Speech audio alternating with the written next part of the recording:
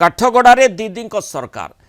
Supreme काठगड़े अर्थात supreme court रे जेहेतु मामला रही ममता बनर्जी बनाम ईडी मामलार शुणाणी बेले सुप्रीम कोर्ट भर्सना कर कोलकाता हाईकोर्ट को दिल्ली जंतर मंतर कर दि जाइथिला कि गत 10 तारिख में कोलकाता हाईकोर्ट रे प्रबल हट्टगोल जोगु ईडी मामलार शुणाणी होई न पारिबाकु नहीं सुप्रीम कोर्ट खूब बर्षिछंती कहछंती संवैधानिक कोर्ट को दिल्लीर जंतर मंतर भली कर दिया जाइथिला कि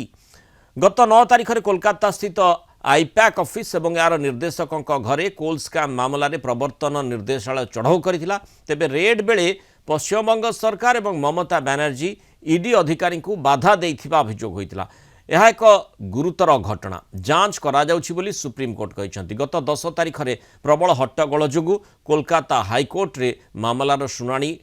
न होई पारिबाकु नहीं सुप्रीम कोर्ट एभली उद्वेग प्रकाश करिसेंती। प्रतिपक्ष को 2 सप्ताह मध्य जवाब दाखल करने निर्देश रही। फेब्रुआरी 3 रे सुप्रीम कोर्ट रे मामलार परवर्ती शुणाणी हेबो।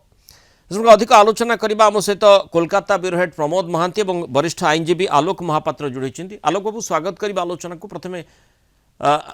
आपनकठू जानिबा को चाहिबी जो भली मामला सुप्रीम कोर्ट रे जाई पहुंचिला एवं